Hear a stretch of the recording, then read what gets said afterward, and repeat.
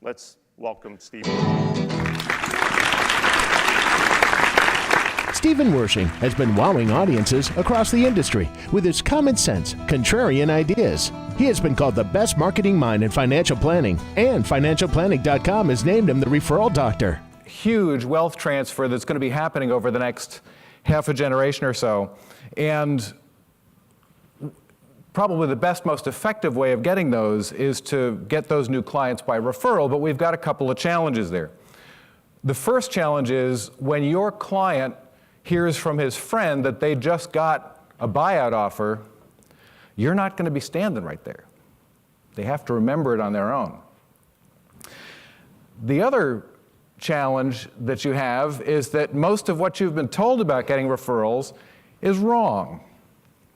And so what we're going to do is try to help fix some of that today. Wershing's unique, research-based strategies on client feedback, niche marketing, and attracting referrals are the talk of the industry. His new book, Stop Asking for Referrals, published in 2012 by McGraw-Hill, has been called the best marketing book in the financial services industry. So advisors have a really hard time understanding what a niche is, right? It's not what you think. It's not a demographic. It's not a profession. It's not an industry.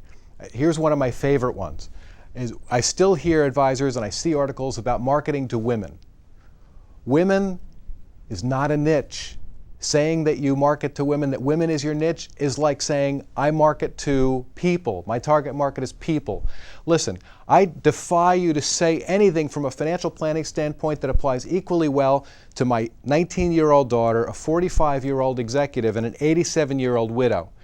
It's a dead end to try to market to people based on what restroom they go in. I don't think there's any question that Steve Wershing is the best marketing mind in the financial planning profession right now, and I think his book may be the very best book we've got on marketing a financial services practice. So I would recommend someone else, but I think he's got it. He's the best there is. I just went to the greatest presentation on marketing and referrals. I can't believe it. Steve Wershing, it's unbelievable.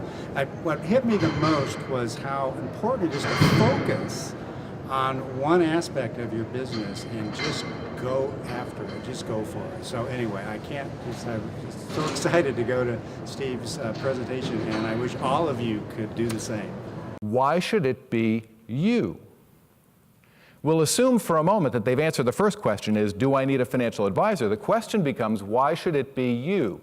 And if you can answer that for a target group, John talked about niche marketing before, it's all about the niche. If you can answer that why should it be you question in a compelling way, then you will systematically attract referrals. If we can engage that natural referral behavior, it becomes vastly more powerful. Let me give you an example of how it works by taking it out of the financial advisor realm. Let's say you go to dinner. You have a wonderful time. You have a fabulous evening. And the next day, you bump into a friend who says, I wanted to take my wife out to dinner tonight. We wanted to try someplace new. What would you recommend? Do you have any ideas? What are you going to say? The place you went last night, right? And how are you going to feel about that? You're going to feel good, right? We're getting that reward. We're showing our friend a good time. We're giving him something that he didn't know about that he's going to enjoy. Okay, let's rewind that. Let's pretend that this is actually a financial advisor.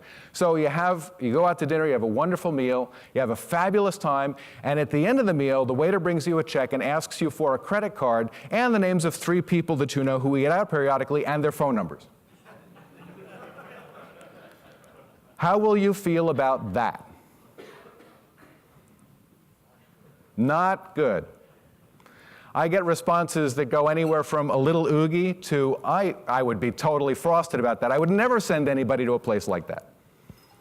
But we're doing that to our clients all the time, right?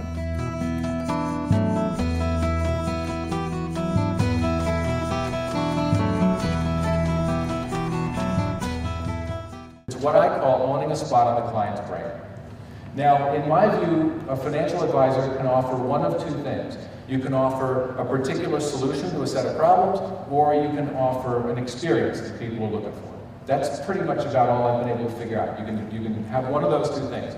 And so the secret is to get so closely associated with that solution or that experience that when somebody comes along, you are the only person they think of. You're the person that they naturally think of.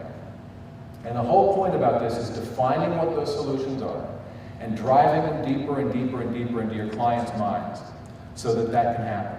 Steve Wershing is one of the most articulate speakers I've ever heard. I go to a lot of conferences, and most speakers wander, they get off topic, they tell too many stories. Steve Wershing has just the right touch. He delivers high content, high value presentations with great ideas, and I should know I've been around for 20 years talking about marketing, and he makes it colorful, personable, and engaging.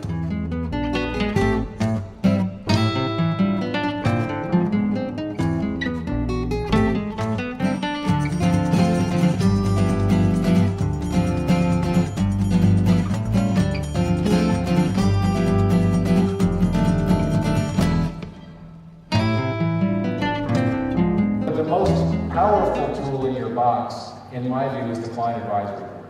The client advisory board is where you bring some of your best clients together and you ask them those kinds of questions.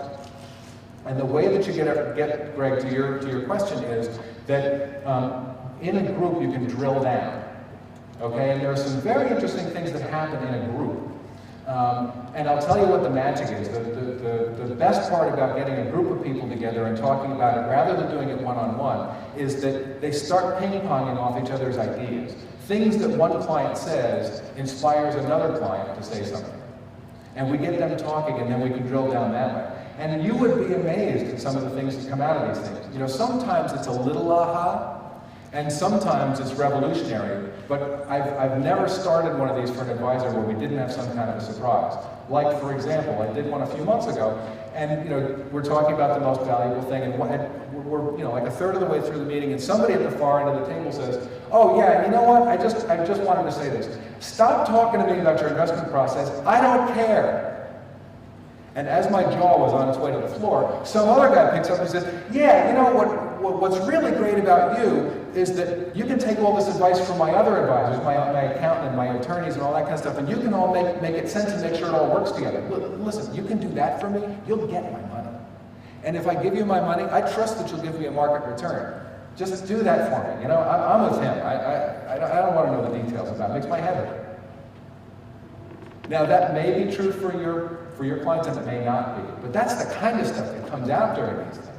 And so you can find some pretty remarkable things when you get a group of those clients together and talking about what it is that you do for them, and what's valuable and what's not.